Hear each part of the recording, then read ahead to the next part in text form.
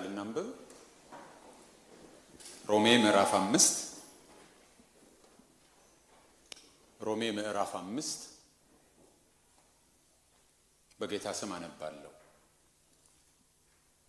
እንግዲህ በእምነት ከጸደቅን በእግዚአብሔር ዘንድ በጌታችን በኢየሱስ ክርስቶስ ሰላምን እንያዝ። በእርሱም ደግሞ ወደ ቆምንበት ወደዚህ ጸጋ በእምነት መግባትን አግኝተናል። በእግዚአብሔር ክብርም ተስፋ እንመካለን። ይህም ብቻ አይደለም፣ ነገር ግን መከራ ትዕግስትን እንዲያደርግ፣ ትዕግስትም ፈተናም ተስፋን እንዲያደርግ እያወቅን በመከራችን ደግሞ እንመካለን። በተሰጠንም በመንፈስ ቅዱስ የእግዚአብሔር ፍቅር በልባችን ስለፈሰሰ ተስፋ አያሳፍርም። ገና ደካሞች ሳለን ክርስቶስ ዘመኑ ሲደርስ ስለ ኃጢአተኞች ሞቷልና፣ ስለ ጻድቅ የሚሞት በጭንቅ ይገኛልና፣ ስለ ቸር ሰው ግን ሊሞት እንኳን የሚደፍር ምናልባት ይገኝ ይሆናል። ነገር ግን ገና ኃጢአተኞች ሳለን ክርስቶስ ስለኛ ሞቷልና እግዚአብሔር ለኛ ያለውን የራሱን ፍቅር ያስረዳል። ይልቁንስ እንግዲህ አሁን በደሙ ከጸደቅን በእርሱ ከቁጣው እንድናለን። ጠላቶች ሳለን ከእግዚአብሔር ጋር በልጁ ሞት ከታረቅን፣ ይልቁንም ከታረቅን በኋላ በሕይወቱ እንድናለን። ይህም ብቻ አይደለም፣ ነገር ግን አሁን መታረቁን ባገኘንበት በጌታችን በኢየሱስ ክርስቶስ በኩል በእግዚአብሔር ደግሞ እንመካለን። ጌታ ሆይ ቃልህን ባርክልን። እግዚአብሔር ሆይ ይህንን ቃል ለሕይወታችን መሰረት አድርገህ ሰጥተህናልና ለሕይወታችንም መመሪያ ነውና፣ ቃልህ ለእግራችን መብራት ለመንገዳችንም ብርሃን ነውና በመንፈስ ቅዱስ የቃልህን አብርሆት ስጠን። በዚህ የሚሆነው ሁሉ ያንተን ሥራ የሚያወድስ፣ ያንተን ሥራ የሚያገን፣ ያንተን ሥራ የሚያከብር፣ ባንተ ዘንድ ያለንን ዋጋ የሚያሳይ፣ ልባችንን የሚያሳርፍ የሚያጽናና እንዲሆንልን፣ ከጥፋት የምንመለስበት እንዲሆንልን ሁሉ ነገር አንተ ተቆጣጠር። በጌታ በኢየሱስ ክርስቶስ ስም አሜን። እንግዲህ ሐዋርያው ጳውሎስ ሮሜ ምዕራፍ 5 ላይ ከጸደቅን በኋላ ያገኘናቸውን ነገሮች የምንመካባቸውን ወይም በሌላኛው ተረጓጎም ሐሴት የምናደርግባቸውን ነገሮች እየዘረዘረ ነው የመጣው። አንዳንዱ መልካም ነገር ነው፣ አንዳንዱ ደግሞ ስናስበው የማይመች ነው። በመከራ ውስጥ ሐሴት እንድናደርግም ጭምር እየነገረን ነው የመጣው። ከዛም በኋላ ደግሞ የነዚህ ሁሉ ማረጋገጫው በመንፈስ ቅዱስ እግዚአብሔር ፍቅሩን በልባችን ማፍሰሱን ነግሮን ነበረ። እስከ ቁጥር 5 ባለፈው ጊዜ ያየ ነው። ዛሬ ደግሞ ከቁጥር 6 እስከ 11 ያለውን ነው የምናየው። በዚህ ውስጥ የእግዚአብሔር ፍቅር ቁጥር 5 ላይ ተጠቅሶ ነበረ። በዛሬውም ምንባብ ውስጥ ደግሞ የእግዚአብሔር ፍቅር የሚለው ተደጋግሞ ይመጣል። ስለዚህ ዛሬ የምናየው ስለ እግዚአብሔር ፍቅር ነው። የእግዚአብሔር ፍቅር በሚል ርዕስ ነው የምናየው። 3 ሐሳቦችን ከዛ ውስጥ እናያለን። ሐዋርያው ጳውሎስ በዚህ ውስጥ እኛ እያለ ነው የሚናገረው። ባለፈው አንስተነው ነበር ይሄንን። እኛ ስንል አሕዛብ ክርስቲያኖችንም አይሁድ ክርስቲያኖችንም ራሱንም ጨምሮ በአንድነት ነው እየተናገረ ያለው። በዚህ ውስጥ ስለ እግዚአብሔር ፍቅር 3 ሐሳቦችን ማንሳት ይቻላል። የመጀመሪያው የፍቅሩ ምክንያት ወይም የፍቅሩ መነሻ ነው። የፍቅሩ ምክንያት ወይም የፍቅሩ መነሻ ነው። የእግዚአብሔር የፍቅሩ መነሻ ምንድን ነው? በዚህ ውስጥ እግዚአብሔር ከፍቅሩ የተነሳ ምን እንዳደረገልን በዝርዝር ይናገራል። ምን አነሳሳው እግዚአብሔርን? ለምንድን ነው ሊወደን የቻለው? ምድራዊ ፍቅር ወይም የሰዎች ፍቅር፣ ጤናማው ፍቅር እንኳን የሆነ መነሻ ይፈልጋል። ሰዎች ሲፋቀሩ ወይ በተክለ ቁመና ወይ በአስተሳሰብ ወይ ባነጋገር ወይ በገንዘብ አወጣጥ ወይ በሆነ ነገር ነው መነሻ አለው ሰው። በምን ወደድከን ብለው እስራኤላውያን እግዚአብሔርን አንድ ጊዜ ጠይቀውታል። በሚልክያስ መጽሐፍ ላይ ምዕራፍ 1 ላይ በምን ወደድከን ብለው ጠየቁት። በቃ እነሱ መስማት የፈለጉት በምን ይወደድከኝ ብላ ጸጉርሽ አይንሽ እንድትባል አይኗን ቁልጭ እንደምታረግ ሴት እግዚአብሔርን በምናችን ወደድከን ብለው ጠየቁት። እና በዚህ ነገራችሁ እያለ እንዲነግራቸው ነበር የፈለጉት። የሆነ መልካም ስራቸውን እየዘረዘረ እንዲነግራቸው ነበር ያሰቡት። እግዚአብሔር ግን ስራቸውን አይቶ አልነበረም የወደዳቸው እሱ ነው የሚነግራቸው ገና ስራ ግምት ውስጥ ሳይገባ ነው የወደድኳችሁ ነው የሚላቸው ምንድነው እግዚአብሔር የፍቅሩ መነሻ እንዲወደን ያደረገው ነገር እግዚአብሔር ምንድነው መልካም ነገር ተገኝቶብን ነው የወደደን እርግጥ ነው ምድር ብዙ ክፋት የሞላባት ናት ግን እያንዳንዳችንን ሲያየን እግዚአብሔር ክፋታችንን ገለል አድርጎ ጥመታችንን ገለል አድርጎ ሐሜቱን ገለል አድርጎ ውሸቱን ገለል አድርጎ ዘረኝነቱን ወገንተኛነቱን ገለል አድርጎ ዝሙቱን ገለል አድርጎ ሲገላልጥ የሆነ ልባችን ላይ ደስ የሚል ትህትና የሆነ መልካም ነገር እንደው ከላይ ያለው እኮ ሲነሳ ልባቸው ቀና ነው ጥሩ ነገር ነው ያላቸው ብሎ በሱ ነው ወይ የወደደን እግዚአብሔር ምንድነው እግዚአብሔር እኛን እንዲወደን ያረጋው እግዚአብሔር ሲያይን በቃ ከላይ ያለው ነገር እኮ ሲገለጥ ውስጣቸው ለካ መልካም ነገር አለ ብሎ ነው ወይ ብለን ልንጠይቅ እንችላለን ሐዋርያው ጳውሎስ አራት ነገሮችን እኛን የሚገልጡ ያስቀምጥልናል አማርኛው ላይ 3 ነገሮች ናቸው ሁለቱን ተመሳሳይ አድርጎ ስለተረጎመው ቁጥር 6 ላይ ገና ደካሞች ሳለን ነው የሚለው እዛው ደግሞ ስለ ኃጢያተኞች ይላል በእንግሊዘኛው ungodly ነው የሚለው ለምንድን ነው ይሄንን ያልኩት ቁጥር 8 ላይ ኃጢያተኞች ይላል አማርኛው የቁጥር 6ንም የ8ንም አማርኛ ትርጉሞችን ሁሉ አይቻለው አንድ አይነት ነው 6 እና 8 ነው የተረጎሙት ከዛ ደግሞ ቁጥር 10 ላይ ጠላቶች ሳለን ይላል ስለዚህ ምን አይነት እንደነበርን በአራት ነገሮች አስቀምጧል ደካሞች አቀመቢስ ራሳቸውን ማዳን የማይችሉ ሰዎች ሳለን ገና ungodly ሳለን አመፀኞች ሳለን ገና ኃጢያተኞች ሳለን ገና ጠላቶች ሳለን ነው የሚለው ስለዚህ ለመወደድ የሚያበቃ ምንም ነገር አልነበረም ጠላቶች ነን ለእግዚአብሔር ኃጢያተኞች ነን ደካሞች ነን ungodly ነን ምንም ከኛ እግዚአብሔር እንዲወደን የሚያደርግ ነገር አልነበረ ከዚህ በፊትም እንዳየነው ሁሉ ኃጢያትን ሰርተዋል የእግዚአብሔርም ክብር ጎድሏቸዋል ነው የሚለው መክብብ 7:20 ላይ ይህንኑ ሐሳብ በምድር ላይ መልካምን የሚሰራ ኃጢያትንም የማያደርግ ጻድቅ አይገኝምና ይላል ስለዚህ ሁሉ ጥፋትን የሚሰራ ኃጢያትን የሚሰራ ነው እግዚአብሔር ሲወደን የፍቅሩ መነሻ እኛ አይደለንም ማለት ነው የኛ ጥሩ ነገር አይደለም እግዚአብሔር እንዲወደን ያረጋል ልባችን ላይ እኔ እኮ ልቤ ቀና ነው እንደምንል ማለት ነው እኔ እኮ አፌ ነው እንጂ ልቤ ጥሩ ነው እኔ እኮ አረማመዴ እንትን አልችልበትም እንጂ ልቤን ቢመረምሩት በትህትና ነው ማረገው አንዳንድ ግለ ታሪኮችን ሳነብ አንዳንዶቹ ከመታተማቸው በፊት የማንበብ ዕድል አገኛለሁና እዛ ላይ የተለያዩ ነገሮችን በታሪካቸው ሰዎች የገጠማቸውን ያስረዱና ግን እኔ በቅንነት ነበር ያረኩት በልቤ ፍጹም ትህትና ነበር በፍጹም ቅንነት ነው ፍጹም የሚለው ቃል ፍጹም በሆነ ሁኔታ አቢዩዝ እንደተደረገ ያው ግልጽ ነው ለካ absolutely የሚለው ቃል absolutely ነው አቢዩዝ የተደረገው ስትሰሙ የእንግሊዝ ፓርላማ የሚደረግ ንግግር ዜና አቅራቢ ምናው absolutely ይላሉ ግን እኮ አይደለም እና ፍጹም ትሁት ፍጹም ምናምን የሚሉ ሁሉ ተጨምሮበት ነው ሰዎች የልባቸውን ቅንነት ለማስረዳት የሚሞክሩትና አንዳንዶቹ ነረበ ህግ ሌላው እኛ አንብበን እኛ እንፍረድ በቅንነትና በትህትና ነው ያረጋው ብለን እንጂ አትንገሩን ብዬ ኮሜንት ጽፋለሁ እግዚአብሔር የወደደን እንደሱ አይደለም ይሄንን ስል ሰው ጨርሶ መልካም ነገር የለውም ይያልኩ አይደለም ሰው ጨርሶ ምንም መልካም የለውም ማለት አይደለም መልካም አያደርግም ምንም አይነት ማለት አይደለም ሰይጣን አይደለም ሰው አይደል ሰው በኃጢያት ቢወድቅም ሰይጣን አልሆነም ኮመን ግሬስ አለ በእግዚአብሔር መልክ የተፈጠርነው ነገር ጨርሶ ጥቅልል ብሎ ተጠርጎ አይደለም የጠፋው ታዲያ ለምንድነው እግዚአብሔር የወደደን በእኛ ካልሆነ በእኛ ስራ በእኛ መልካም ነገር ካልሆነ ገና ጠላቶች ሳለን ገና ኃጢያተኞች ሳለን ገና ክፉዎች ሳለን ገና ደካሞች ሳለን ከወደደን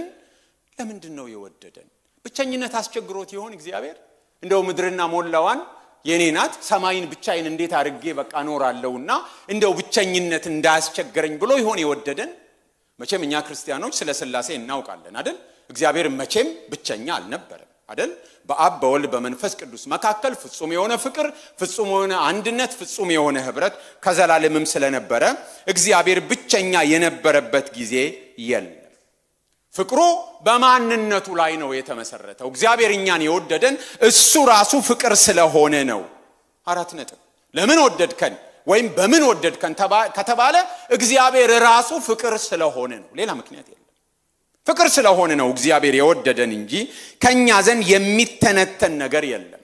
በነገራችን ላይ ስለ ፍቅር ስናነሳ በክርስቲያናዊ ንጽረተ ዓለም ውስጥ ነው ፍቅር ቦታ ያዘው እንጂ በሌሎች ሃይማኖቶች ፍቅር የኛን ያህል ቦታ የለው። ምክንያቱም በአምላክና በፍጥረቱ መካከል ፍቅር የለም። በአምላክና በፍጥረቱ መካከል መታዘዝ፣ የሆነ ነገር ህግና ደንብ ማክበር፣ ሲቆጣ ማርካት፣ ቁጣውን ገለል እንዲያደርግ የሆነ ነገር ማድረግ ካልሆነ በስተቀር እግዚአብሔር ሰዎቹን የፈጠራቸውን ወደዳቸው የሚል ኮንሴፕት ያለው በክርስትና ውስጥ ብቻ ነው። እግዚአብሔር ፍቅር ነው የሚለው ሁሉ ኮንሴፕት ያለው በክርስትና ውስጥ ብቻ ነው።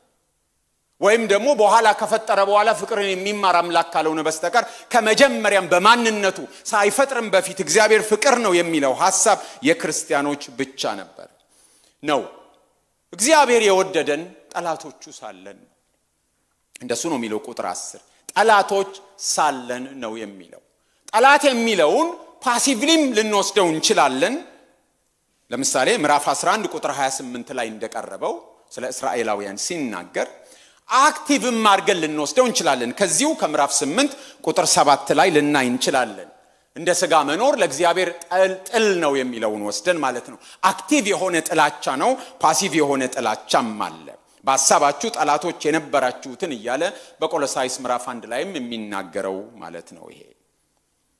ነገር ግን እግዚአብሔር የሞተልን በዚህ ልጁን ልኮ የሞተልን ልጁ የሞተልን በዚህ ሁኔታ ውስጥ እያለን ነው። ክርስቶስ ለኛ የሞተልን ወዳጆቹ ሳለን ሳይሆን ጠላቶቹ እያለን ነው የወደደን። ክርስቶስ ለኛ የሞተልን መልካም ስለሆንን አይደለም።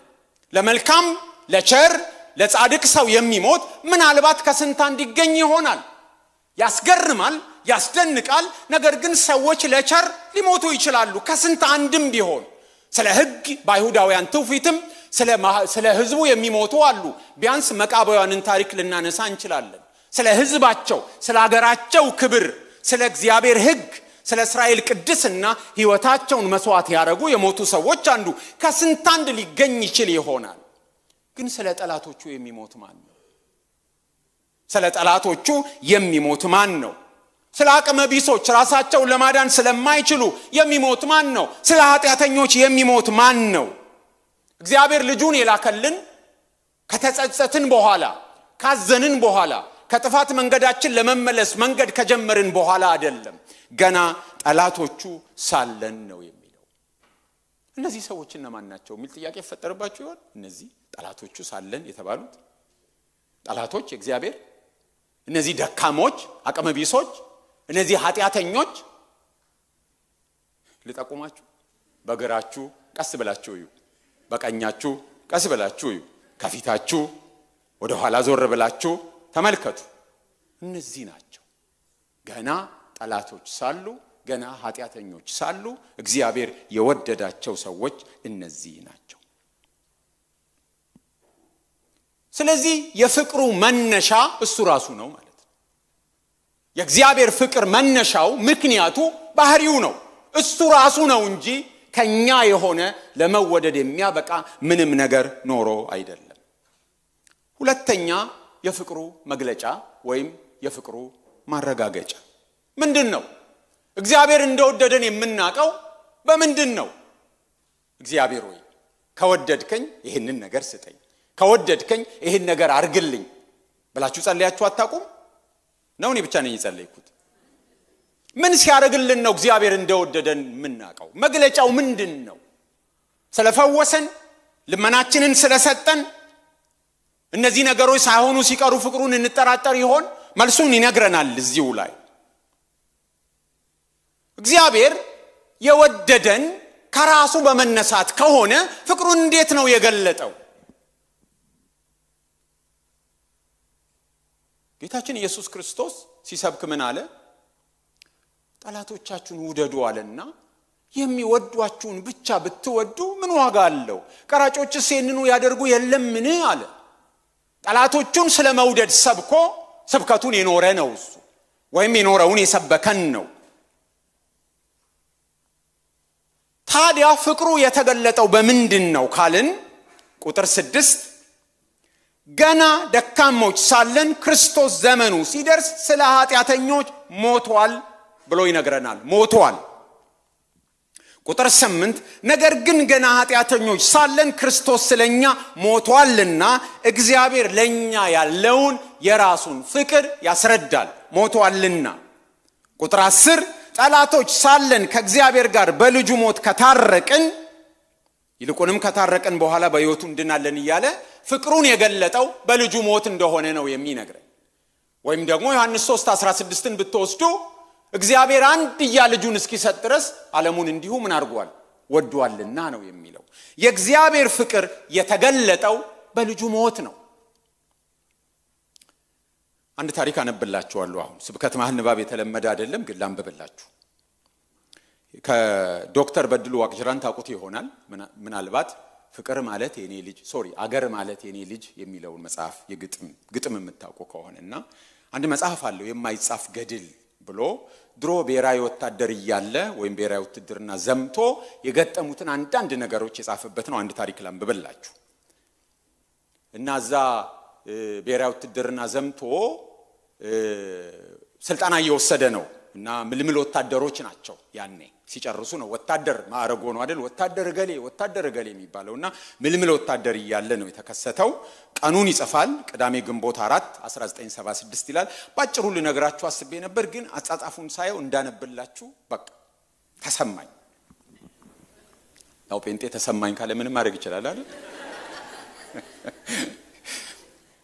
እና አስተማሪያቸው ነው የአሰልጣኛቸው ምክትል መቶ አለቃ ላቀው በዛብ ይባላልና ወታደራዊ ስልጠና እየሰጣቸው እና ይዛን ቀን የሚያስተምራቸው ስለ ቦምብ አነቃቀል አወራወር ከቦምብ ጋር የተገናኘ ነው እና ያስተማራቸው ነው ከጧቱ 3 ሰዓት አሁን ቦምቡ ለአጠቃቀም ዝግጁ ሆነ ማለት ነው አለ ምክትል መቶ አለቃ በቀኝ እጁ ያዘውን ቦምብ ለግራው ያቀበለ አፈገፈገን መፍራታችንን አውቋል ፈገግ አለ ቦምቡን በግራ እጁ እንደዋዛ እንደያዘ በቃ አለቀ አሁን ለስራ ተዘጋጅቷል እነዚህን ሁለት ሽቦች ቀና ካደረጋችሁ በኋላ ቀለበቱን በብብታችሁ ቆልፈው ይዘው ቁልቁል ታጥፈው የነበሩትን ሁለት ሽቦች አቃናቸው ጣታችሁን እዚች ቀለበት ውስጥ አስገብታችሁ አለና የቀኝ እጁን የሌባ ጣት ቀለበት ውስጥ ከተተው አስገባው ከዚያ ቀለበቱን መሳብ ነው በቀኝ እጁ የመሳብ የመመንጨቅ ሁኔታ ያሳየ ይህን ሲያደርግ ግን ጣቱ ሙሉ በሙሉ ከቀለበቱ አልወጣም ነበር ቀለበቱን መነጨቀው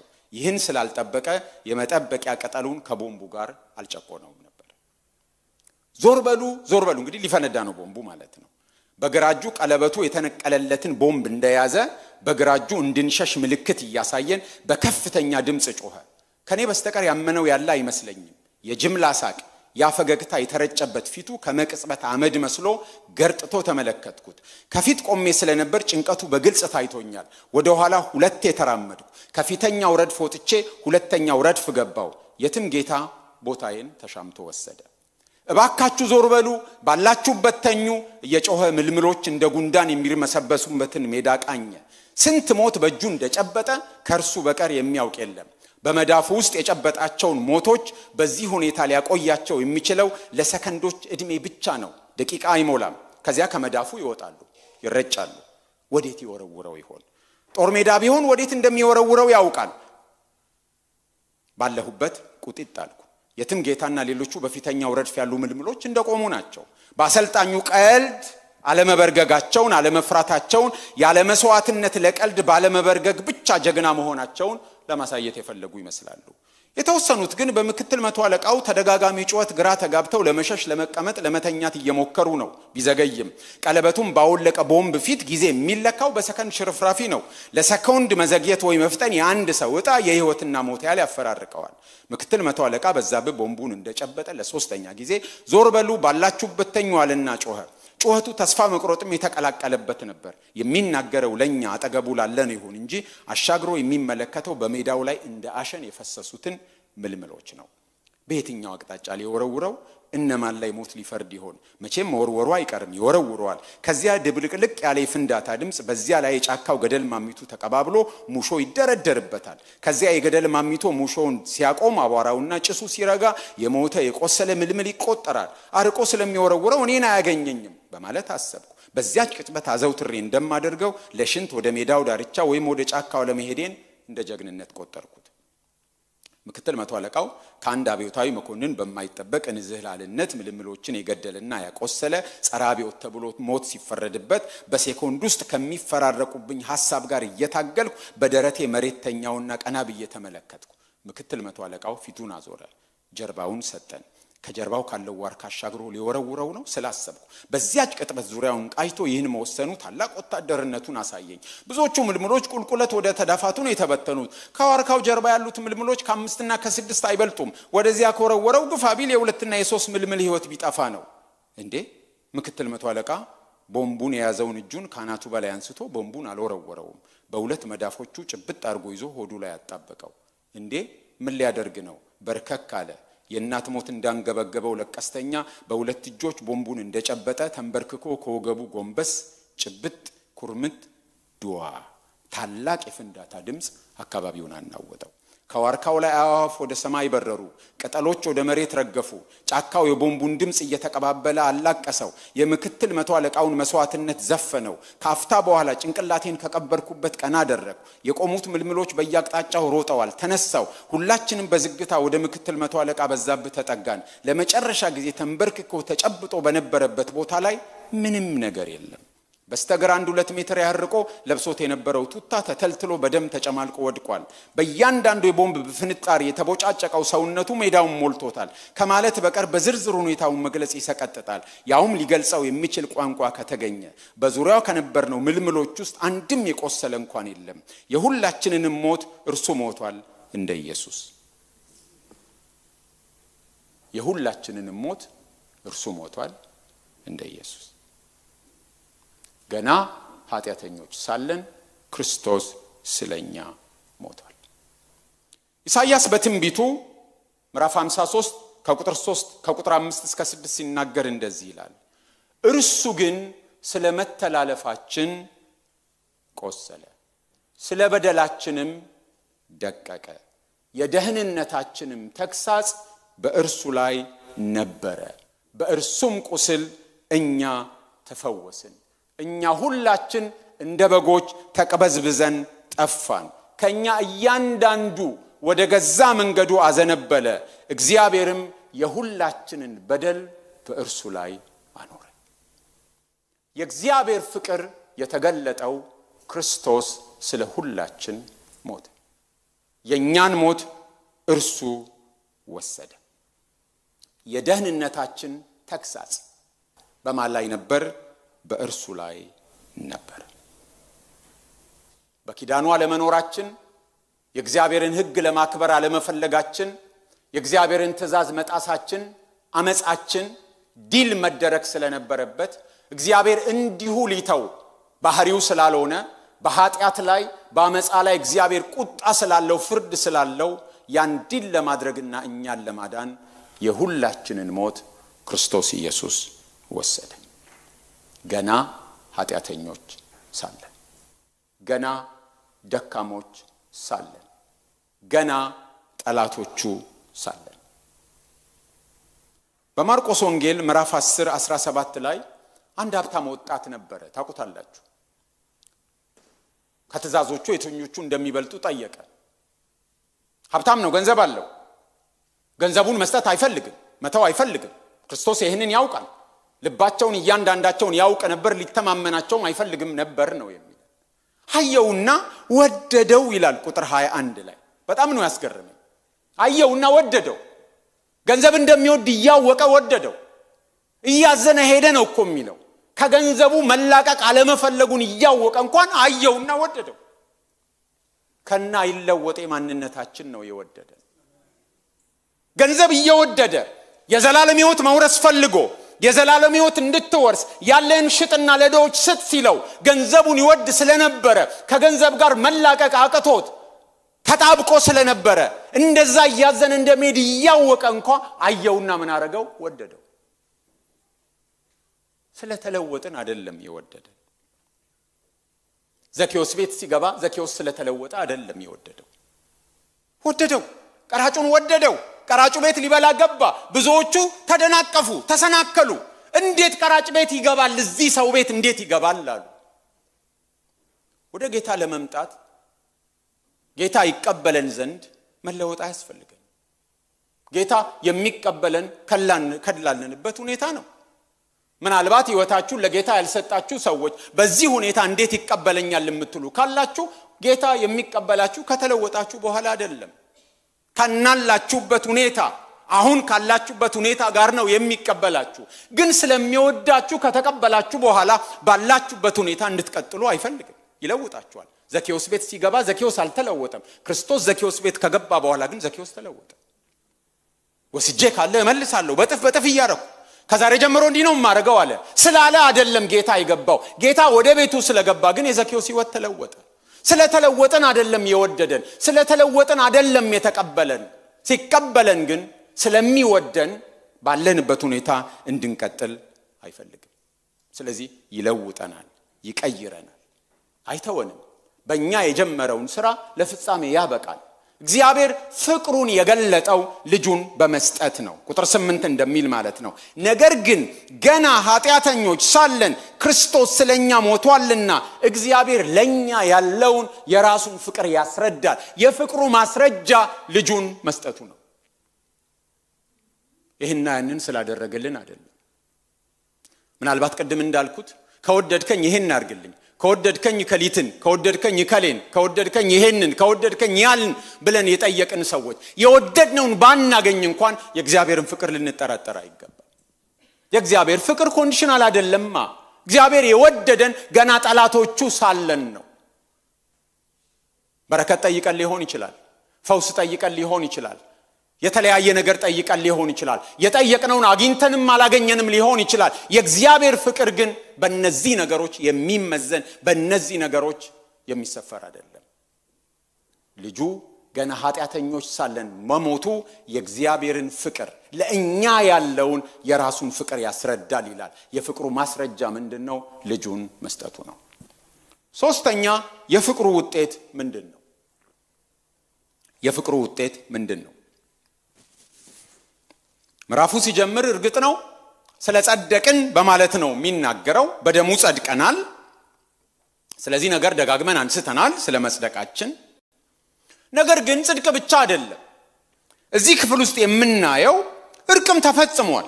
ቁጥር 10 ላይ ጠላቶች ሳለን ከእግዚአብሔር ጋር በልጁ ሞት ከታረቅን ብሎ ነው የሚናገረው። ስለዚህ እርቅ ተፈጽሟል ማለት ነው። ይሄ እርቅ ቤተሰባዊ ነው። ጽድቅ የሚለውን ቃል ከዚህ በፊት እንዳነሳ ነው የፍርድ ቤት ቋንቋ ነው። እርቅ ግን የቤተሰብ ነው፣ ሪሌሽናል ነው። ይሄ ሌሎች ቦታዎች ላይ የማናገኘው በክርስትና ውስጥ ብቻ የምናገኘው ነው። ፐርሰናል ሌቭል በሆነ ሁኔታ ከእግዚአብሔር ጋር ከአምላኩ ጋር ግንኙነት እንዳለ የሚናገር የሚያስተምር እምነት ክርስትና ብቻ ነው። ከአምላክ ጋር ቤተሰብ መሆን፣ ከአምላክ ጋር መዛመድ፣ ይሄ ቋንቋ ራሱ በሌሎች እምነቶች ወይም ሃይማኖቶች ለአምላክ የሚመጥን ቃል አይደለም። እኛ ግን በክርስቶስ ሞት ከእግዚአብሔር ጋር ታርቀናል። ሐዋርያው ጳውሎስ መታረቅ የሚለውን ቃል ደጋግሞ ይጠቀማል። በሌሎችም ስፍራዎች ምዕራፍ 11 ላይ ይጠቀማል። ሁለተኛ ቆሮንቶስ፣ ቆሎሳይስ፣ ኤፌሶን ላይ ለጳውሎስ የተለመደ ዘይቤ ነው። እንዲያውም በቆሎሳይስ መልእክቱ ላይ በምድር ያሉትን ብቻ ሳይሆን በሰማይም ያሉትን በማለት መላለሙ በሰዎች መዳን በክርስቶስ መሞትና በሰዎች ያንን መቀበል ምክንያት በመላለሙ ዘንድ እርቅ መካሄዱንም ዩኒቨርሱንም በሚያካትት ሁኔታ ነው የሚያስቀምጠው። ነገር ግን በመጽደቅና በእርቅ ብቻ አይደለም የተወሰነው። መጽደቅ ከእግዚአብሔር ጋር ትክክል መሆን፣ ከእግዚአብሔር ጋር ትክክለኛ ግንኙነት መመስረት ነው። ያ ሂደት ነው፣ ሂደታዊ ነው መጽደቅ። ግን ደግሞ እሱን ብቻ አይደለም የሚነግረን። ምን ይለናል? ቁጥር 10 እና 11 ጠላቶች ሳለን ከእግዚአብሔር ጋር በልጁ ሞት ከታረቅን ይልቁንም ከታረቅን በኋላ በሕይወቱ እንድናለን ነው የሚለው። በሕይወቱ እንድናለን። ቁጥር 9 ይልቁንስ እንግዲህ አሁን በደሙ ከጸደቅን በእርሱ ከቁጣው እንድናለን ነው የሚለው። በዚህ ስፍራ ላይ እንድናለን የሚለው ፊውቸር ቴንስን ነው የሚያመለክተው፣ የወደፊትን ነው። ከጸደቅን እንድናለን ነው የሚለው። በመሰረቱ ሐዋርያው ጳውሎስ ኦልሞስት ሁሉም ቦታ ስለ መዳን ሲናገር ስለ ፊውቸር ቴንስ ነው የሚናገረው። ሐዋርያው ጳውሎስ መዳን የሚለውን ቃል ሲናገር ኦልሞስት ሁሉ ጊዜ የሚናገረው የወደፊት ጊዜ ነው። እኛ ደግሞ ብዙ ጊዜ መዳንን የምንወስደው ካሁን ጊዜ ጋር ብቻ ነው። ነገር ግን ድነት ያሁንም ነው የትላንትም ነው የነገም ነው ቀጣይነትም አለው የዳንበት ነገር አለ ደሞ ገና ያልዳንበትም ደግሞ ነገር አለ ለምን ካልን ስጋችን አልተለወጠም ገና በአዲሱ ዓለም የምንኖርበትን አዲሱን ስጋ ገና አልለበስንም ገና ስለ ኃጢያታችን ይቅርታ ብናገኝም እንኳን ከኃጢያት ኃይል አልተላቀቅንም የኃጢያት ኃይል አለ በስጋችን ከሱ ነፃ መውጣት አለብን አዲሱን ሰው ስንለብስ አዲሱን ስጋ ስንለብስ የስጋችንን መቤዠት ስንቀበል ጌታ ሲመጣ ሰውነታችን መላው ነገራችን ሲለወጥ የኃጢያት ኃይል በዛ ጊዜ በእኛ ላይ ስልጣን የለው በእኛ ላይ ጉልበት የለው ስለ ኃጢያታችን ክርስቶስ በመሞቱ የኃጢያት ይቅርታ ብናገኝም አሁንም ግን ኃጢያት እንድንሰራ የሚያደርግ የኃጢያት ኃይል አለ ከሱ ገና ነፃ አልወጣንም ስለዚህ ክርስቶስ ሲመጣ ነው የምንለወጠው ክርስቶስ ሲመጣ ነው የምንከብረው አዲሱን ሰውነት የምንለብሰው ጌታ ሲመጣ እንለወጣለን የኃጢያት ኃይል በእኛ ላይ ስልጣን አይኖረውም የኃጢያት ፕሬዘንስ በእኛ ውስጥ አይኖርም እንለወጣለን ስል ጥቋቁሮች ምንቀላ አይመስለኝም አጫጭሮች ምንረዝም አይመስለኝም ድሮ ጸጉር የነበራቸው እና ያጡ ምናልባት ለጨዋታ ነው እንለወጣለን ኃጢያት በእኛ ላይ ጉልበት አይኖረው ምንድነው ታዲያ ዋስትናችን ለእግዚአብሔር በእግዚአብሔር ፍርድ ፊት እንቀርባለን የምንቀርበው እንዲፈረድብን ወይም እንዳይፈረድብን እጣቸው ምን ይሆን ሳይሆን እንድፍርድ እንደማያገኘን የእግዚአብሔር ቁጣ እንደማያገኘን ነፃ እንደሆነን እንዲታይ ነው የምንቀርበው እንጂ ገና እጣችን ሊወሰን አይደለም እጣችን ተወስኖ አልቋል ግን በጓሮ በር አይደለም የምንወጣው በውጪ ነፃ ሆነን በጓሮ በር ሳይሆን በአደባባይ እንደማይፈረድብን የእግዚአብሔር ቁጣ እንደማያገኘን በይፋ እንዲታወጅ በፍርድ ፊት እናልፋለን ምንድነው ታዲያ ዋስትናችን ለዛ ነፃ እንደምንሆን ማሳያው ነው ጥያቄው ሐዋርያው ጳውሎስ ይሄን ጥያቄ ግምት ውስጥ የከተተ ይመስላል እንድናለን ምንድነው ማረጋገጫው ሲባል ሁለት ነገሮችን ያወዳድራል አነበዋለሁ ቁጥር 10 እና ከ9 ጀምሮ አነባለሁ ይልቁንስ እንግዲህ አሁን በደሙ ከጸደቅን በርሱ ከቁጣው እንድናለን ጠላቶች ሳለን ከእግዚአብሔር ጋር በልጁ ሞት ከታረቅን ይልቁንም ከታረቅን በኋላ በሕይወቱ እንድናለን ነው የሚለው እንግዲህ ሁለት ነገሮችን ያወዳደረን ነው የመጀመሪያው ጠላቶች ሳለን ከታረቅን ሁለተኛው ደግሞ ከታረቅን በኋላ ያለውን ነው ለጠላቶቹ ከሞተ ክርስቶስ እግዚአብሔር ልጁን ለጠላቶቹ ከሰጠ ገና ጠላቶች ሳለን ከሞተልን አሁን በልጁ ሞት ታርቀን ወዳጆቹ ከሆንማ እንዴት ነው ነገማ ያድነን ለጠላቶቹ እንዲህ አይነት ፍቅር ካለው አሁን ከታረቁ በኋላ ወዳጆቹ ለሆኑት ደግሞ ምን አይነት ፍቅር ነው የሚኖረው ጠላቶቹን ለማጽደቅ ልጁን ከሰጠ ኦሬዲ ልጆች ወዳጆቹ የሆኑትን ደግሞ ለማዳን ምን ይሰስታል ስለዚህ ነገ እንደምንድን በእግዚአብሔር ፍርድ ፊት ስንቀርብ ራሱ ውጣችን እንዲወሰን ሳይሆን ነፃ መሆናችንን ለማወጅ መሆኑ ምንድነው ማረጋገጫችን አዎ ከላይ ተነግሯል ባለፈውም ሳምንት አይተናል ዶክተር ዮሴፍም ሲናገር ከዛም በፊት አንስተናል ቁጥር 5 ላይ በመንፈስ ቅዱስ ቀብድ በልተናል አይደል ተሰጥቶናል ግን ደግሞ አሁንም በልጁ ሞት ገና ጠላቶች ሳለን ከወደደን አሁንማ ወዳጆቹ ነን እኮ አሁንማ ቤተሰቦቹ ነን ለጠላቶቹ ያረገውን እንዴት ለቤተሰቦቹ አያረግም ሳይሆን እንደው እንዴታ አይነት አለው ያኔ እንዲህ ካረገ አሁንማ አይነት ነው ስለዚህ ማረጋገጫችን እሱ ነው ይቅርታ አግኝተናል ከእግዚአብሔር ጋር ታርቀናል መቼም የይቅርታ ድንቅ ነገር የይቅርታ ድንቅነት በቃላት እንዲሁ በቀላሉ የሚነገር አይመስልም ይቅርታ መቼም በቸርች የሚሰበከውን ያህል ቢኖር ኖሮ ህይወት እንዴት ድንቅ ይሆን ነበር የምንሰብከውን ያህል ብንኖረው ኖሮ በእግዚአብሔር ዘንድ ያለው ይቅርታና ጽድቅ ብቻ አይደለም ማለት ነው መዳን የሚባል ነገር አለ ተጨማሪ አለ በእኛና በእግዚአብሔር መካከል ያለው ጠላትነት መጥፋቱ ብቻ አይደለም cessation of hostilities ብቻ አይደለም ማለት ነው ሌላም አለ ማለት ነው የጠፋው ልጅ ሲመለስ በቃ ቤቴ ልግባ ስላለ ቤት መግባት ብቻ አይደለም ጌጠኛ ልብስ መልበስ ነበር እሱ ብቻ አይደለም የወርቅ ቀለበት በጣቱ ማጥለቅ ነበር እሱ ብቻ አይደለም የሰባ ፍሪዳ መታረድ ነበር አለው ተጨማሪ ይሄ ብቻ አይደለም መጽደቅ ብቻ አይደለም መታረቅ ብቻ አይደለም የኃጢአት ይቅርታ ማግኘት ብቻ አይደለም ምን አለ ማለት ነው ከእግዚአብሔር ቁጣ ሲናገረው ነበር ከምዕራፍ 3 ጀምሮ እስከ ምዕራፍ 3 ከሱ መዳን አለ እሱ መቼ ነው ነገ ነው በእግዚአብሔር ፊት ስንቀርብ ቁጣው ያገኘን በእግዚአብሔር ፊት ስንቀርብ ፍርዱ ያገኘንም ማረጋገጫችን ምንድነው ከተባለ ጠላቶቹ ሳለን ከሞተልን ወዳጆቹ ከሆንንማ እንዴት ያደነን ለጠላቶቹ ይሄን ካረገ ለወዳጆቹም የሚያረጋውን ገምቱ ነው ኃጢያተኞችን መታረቅና ማጽደቅ ከቻለ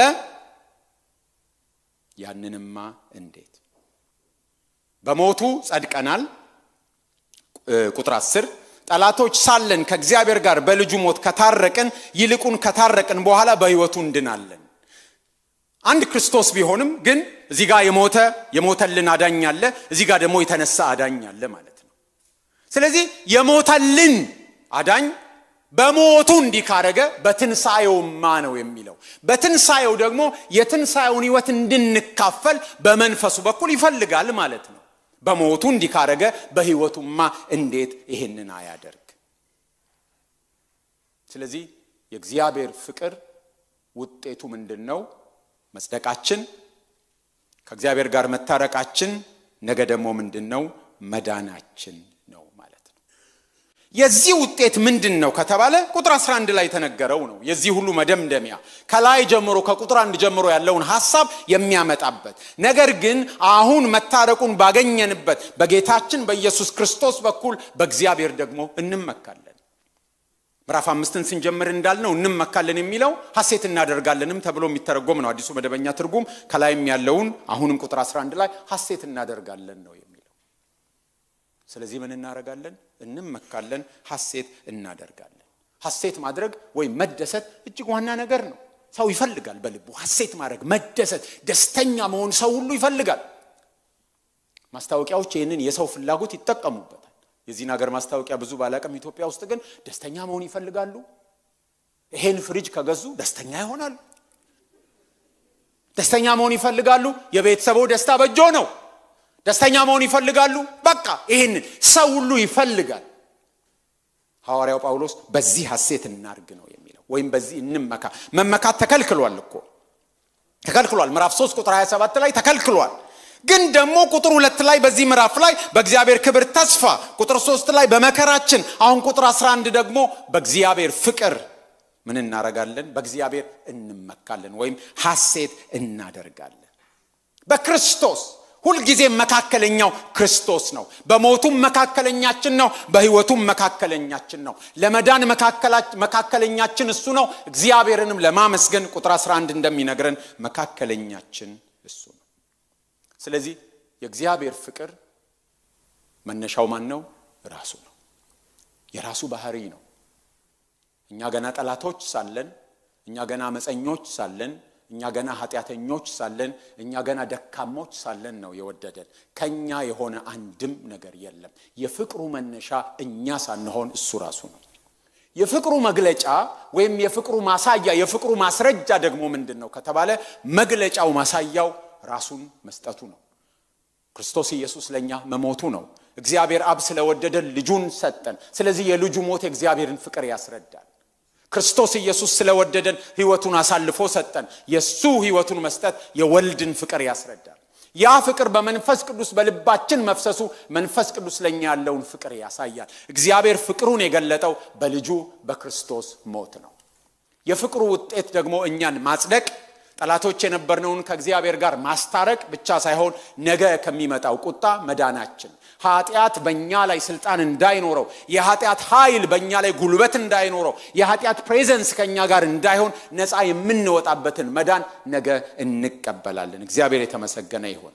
ስለዚህ እግዚአብሔር ፍቅሩን በልጁ ሞት ኦብጀክቲቭሊ በመንፈስ ቅዱስ በኩል ሰብጀክቲቭሊ ገልጾልናል በልጁ ሞት ገልጾልናል በልባችን ደግሞ መንፈስ ቅዱስን በማፍሰስ እግዚአብሔር ፍቅሩን ገልጦልናል። ዋስትናችን ይሄ ነው። ይሄን ካረገ ይሄንንማ እንዴት? ሐዋርያው ጳውሎስ በሮሜ ምዕራፍ 8 ላይ ይሄንን ሐሳብ ይነግረናል። ለገዛ ልጁ ያልራራለት ነገር ግን ስለ ሁላችን አሳልፎ የሰጠው ከርሱ ጋር ደግሞ ሁሉን ነገር እንዴት እንዲያው አይሰጠንም ብሎ ይጠይቃል። ለሱ እንዲካራራለት ስለኛ አሳልፎ ከሰጠው ሌላውንማ እንዴት አይሰጠንም ነው የሚለው። ስለዚህ የክርስቶስ ሞት ብዙ ነገር አለው በውስጡ የሚመነዘር። ይሄ ከሆነ ይሄ እንዴት አይሆንም ይያልን የምንቀበለው በውስጡ ብዙ ነገር አለ። እግዚአብሔር የተመሰገነ ይሁን። መልእክቴን ሳጠቃልል ምናልባት ይሄንን ፍቅር ያላጣጣማችሁ፣ ምናልባት ይሄንን ፍቅር ያልቀመሳችሁ፣ በዚህ ፍቅር ውስጥ ያልኖራችሁ እንደው እንዴት ይሆን የምትሉ ሰዎች፣ እንደው ራሳችሁን ለእግዚአብሔር ለመስጠት እንደማትበቁ የምታስቡ ሰዎች ሁላችንም እንደናንተ ነን። ሁላችንም ለእግዚአብሔር የሚመጥን ነገር በማንኛችንም ዘንድ አልነበረም። በማንኛችንም። ነገር ግን ገና ጠላቶች ሳለን እግዚአብሔር በልጁ ሞት ወደደን። ከታረቅነው በኋላ አይደለም የወደደን። ከተመለስን በኋላ አይደለም የወደደን። ከታቀብን በኋላ አይደለም የወደደን። ከተለወጥን በኋላ አይደለም የወደደን። ስለወደደን ነው የተለወጥነው። ከነ ማንነታችን እግዚአብሔር በልጁ ሞት ተቀብሎናል። ስለዚህ ህይወታችሁን ያልሰጣችሁ፣ ይሄንን ፍቅር ያልቀመሳችሁ ዛሬ ቀኑ ነው ዛሬ። ስለዚህ ወደ ኋላ ቆይት ትሉና ታናግሩናላችሁ። አብረን እንጸልያለን። አሁን እንጸልይ ሁላችን። ይሄ የምንሰማው ብቻ ሳይሆን ሐሴት የምናደርግበት ነው። ሐዋርያው ጳውሎስ እንደሚል እንመካለን ወይም ሐሴት እናደርጋለን እንደሚል የምንመካበት ሐሴት የምናደርግበት ነገር ነው። ምናልባት ጉድለታችሁን የምታዩ ሰዎች አላችሁ። የጎደላችሁ ጸልያችሁ ያላገኛችሁ፣ ተመኝታችሁ ያላገኛችሁት ነገር፣ ፈልጋችሁ ያላገኛችሁት ነገር አለ። ሐዘንተኞች አትሁኑ። እግዚአብሔር በክርስቶስ ሞት ፍቅሩን ገልጦላችኋል። በዚህ ሐሴት አድርጉ። በእግዚአብሔር ፊት ዋጋ እንዳላችሁ በማወቅ እግዚአብሔር ፍቅሩን የድረስ እንደገለጠ በማወቅ ልጁን ከሰጠ ሌላውንማ እንዴት አይሰጠንም የሚለውን በማሰብ ልባችሁ በእግዚአብሔር ላይ ይረፍ። በእግዚአብሔር ተመኩ። በክርስቶስ ኢየሱስ በእግዚአብሔር ተመኩ። በክርስቶስ ኢየሱስ በእግዚአብሔር ደስ ይበላችሁ። ሐሴት አድርጉ። በምንም ነገር ልባችሁ አይሰበር። በምንም ነገር ልባችሁ አይውደቅ። በምንም ነገር አትሰበሩ። በምንም አይነት ጠላት በሚያቀበላችሁ ሐሳብ ልባችሁ እንዳይዝል በእግዚአብሔር ደስ ይበላችሁ። ሐሴት አድርጉ። በክርስቶስ ኢየሱስ በእግዚአብሔር ሐሴት አድርጉ። በክርስቶስ ኢየሱስ በእግዚአብሔር ተመኩ። ይሄንን ትምክህት ማንም ሊወስድባችሁ አይገባም። ይሄንን ደስታ ማንም ሊወስድባችሁ አይገባም። አባት ሆይ እናመሰግንሃለን። ፍቅር ጥልቅ ስለሆነ፣ ፍቅር ልዩ ስለሆነ፣ ፍቅር ከሰዎች ፍቅር ስለሚበልጥ፣ ፍቅር ከሰዎች ሕይወት በአይነቱ የተለየ ስለሆነ እግዚአብሔር ሆይ ስለ ፍቅር እናመሰግንሃለን። በምን ወደድከን ብንልህ እግዚአብሔር ሆይ ለመወደዳችን እኛ ያደረግነው አንድም ነገር የለም። ከኃጢአታችን በቀር ከድካማችን በቀር ጌታ ሆይ አንተን ከመጥላታችን በቀር ሕግህን ከመጥላታችን በቀር ክብርህን ካለመፈለጋችን በቀር የምናቀርበው አንዳችም ነገር አልነበረንም። እግዚአብሔር ሆይ ኃጢአታችንን ይዘን መጣን፣ ጽድቅን ሰጠህን፣ እናመሰግንሃለን። በደላችንን ይዘን መጣን፣ እርቅን ሰጠህን፣ እናመሰግንሃለን። ውድቀታችንን ይዘን መጣን፣ ክብርን ሰጠህን፣ እናመሰግንሃለን። ጌታ ሆይ አንተን የምንጠላ የነበርን ሰዎች በመንፈስ ቅዱስ በልባችን ፍቅርህን አፍስሰ አንተን የምንወድ ሰዎች አደረከን። ጽድቅን የምንወድ ሰዎች አደረከን። ፍቅርን የምንወድ ሰዎች አደረከን። ፍቅርን የምንከተል ሰዎች አደረከን። ቅድስናን የምንፈልግ ሰዎች አደረከን። አንተን የምንሻ ሰዎች አደረከን። ኃጢአትን የምንጠላ ሰዎች አደረከን። ፍቅር ለውጦናል፣ እናመሰግንሃለን። ፍቅር አዲስ ሰው አድርጎናል፣ እናመሰግንሃለን። ፍቅር ቆሻሻችንን አጽልቶ ንጹህ አድርጎ በፊትህ አቁሞናል፣ እናመሰግንሃለን። ፍቅር ሰው አድርጎናል። እግዚአብሔር ሆይ ሰው የሆነው ባንተ ነው፣ እናመሰግንሃለን። የተለወጥነው ባንተ ነው፣ እናመሰግንሃለን። ክርስቶስ ኢየሱስ ሞታችንን ስለሞተ፣ ክርስቶስ ኢየሱስ የደህንነታችን ተግሳጽ በእርሱ ላይ ስለነበረ፣ ስለ በደላችን ስለደቀቀ፣ ስለ መተላለፋችን ስለቆሰለ በእርሱ ቁስል እግዚአብሔር ሆይ የነፍሳችን ህመም ስለተፈወሰ በእርሱ ቁስል ሞታችን በሕይወት ስለተለወጠ ሞታችንን ስለሞተልን እግዚአብሔር ሆይ ስለ ልጅ ሞት እናመሰግንሃለን በሞቱ ከጸደቅን በሕይወቱም እንዴት አንድንም እግዚአብሔር ሆይ ስለዚህ መዳንን ስለምንወርስ ስለዚህ ስለምንለወጥ ክብር ስለሚጠብቀን ይሄ ደካማ ስጋችን ይሄ ጎስቋላ ስጋችን ይሄ የወደቀ ስጋችን በከበረው ስለሚለወጥ እግዚአብሔር ሆይ ለትላንት የታመንክልን አምላክ ነገም ታማኝ ስለሆን ለዛ ቀን ስለምታበቃን እናመሰግንሃለን ተመስገን እግዚአብሔር ሆይ ልባችን በሐሴት ተሞልቷል እናመሰግንሃለን ደስ ይለናል እናመሰግንሃለን ስላገኘነው መዳን እናመሰግንሃለን ስላገኘነው ሕይወት እናመሰግንሃለን ስላገኘነው ለውጥ እናመሰግንሃለን የእግዚአብሔር መንፈስ የደስታ መንፈስ በውስጣችን ሙላ የእግዚአብሔር መንፈስ በሕዝብ ልብ ውስጥ ሐሴት እንዲያደርጉ ሙላ ሐዘንን ከልባችን አስወግድ በደስታ መንፈስ ሙላን የደስታ መጎናጸፊያ በላያችን ይውደቅ የሐሴት መጎናጸፊያ በላያችን ይውደቅ እግዚአብሔር ሆይ ከተደረገልን ታላቅ መዳን ይልቅ ያላገኘናቸውን ጥቃቅን ነገሮች እያየን ልባችን በሐዘን እንዳይወሰድ ልባችን በሐዘን እንዳይመታ በኢየሱስ ክርስቶስ ስም ከሕዝብ ልብ ላይ ጌታው የሐዘንን ፍላጻ እንሰብራለን በኢየሱስ ክርስቶስ ስም የሐዘንን ፍላጻ ሰብራለሁ በኢየሱስ ክርስቶስ ስም የትካዘን የቁዘማን ፍላጻ በኢየሱስ ስም እንሰብራለን ጨለማውን መጋረጃ በኢየሱስ ስም እንቀዳለን በብርሃንና በደስታ ሕዝብ እንዲሞላ እንጸልያለን በኢየሱስ ስም የሕዝብ ልብ በደስታ ይሞላ በኢየሱስ ስም የሕዝብ ልብ በሐሴት ይሞላ እግዚአብሔር ሆይ ያደረክልንን በማሰብ ደስ እንዲለን እርዳን ሐሴት እንድናደርግ እርዳን